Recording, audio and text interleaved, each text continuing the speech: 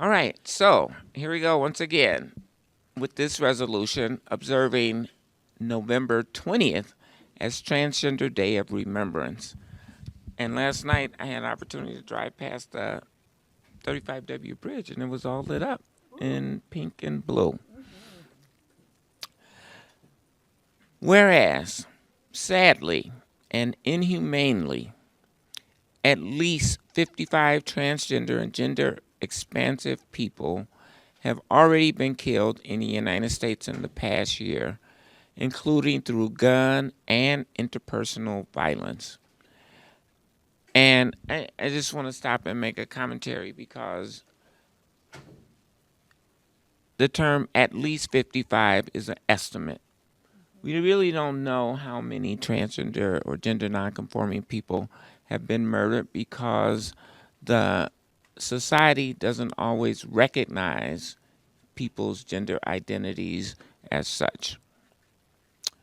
Whereas we face an epidemic of violence against transgender women of color in the United States, with Black and Latinx transgender women representing a vast majority of these fatalities and experiencing violence at disproportionately higher rates.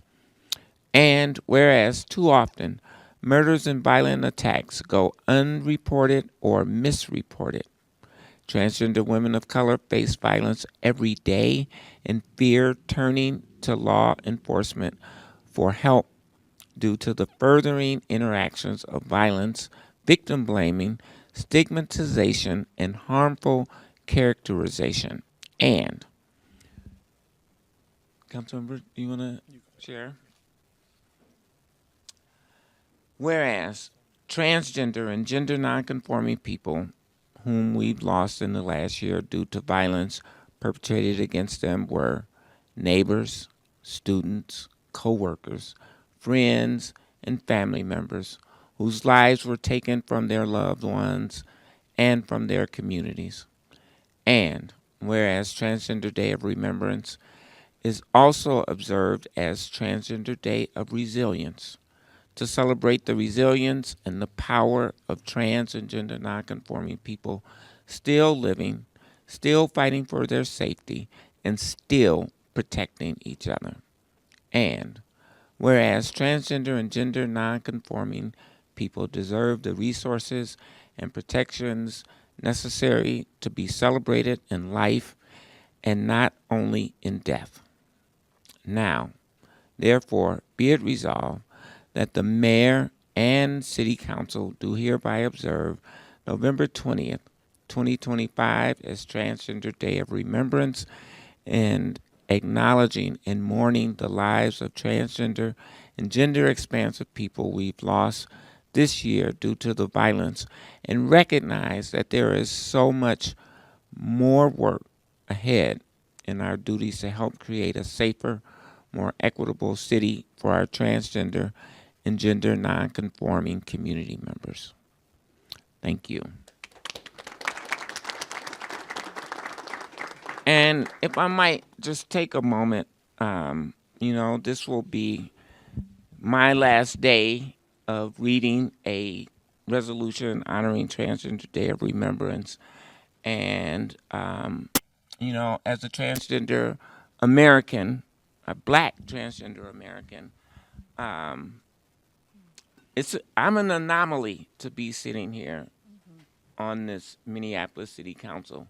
This is not a um, everyday occurrence. More of an everyday occurrence for black transgender women is facing violence, facing homelessness, facing unemployment.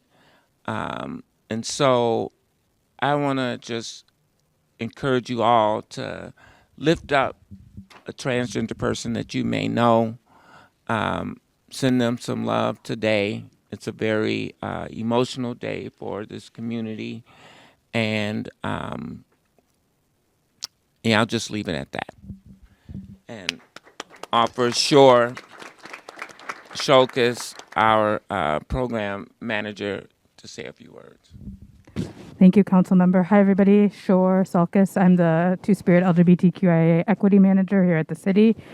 And following up Council Member's remarks is impossible, but what I will say is that we will have a space this afternoon at 4 o'clock at the Central Library to honor, to grieve, to be in community, and to honor this day with some performances and some speakers.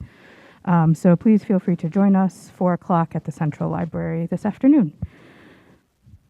And have a great day. Woo.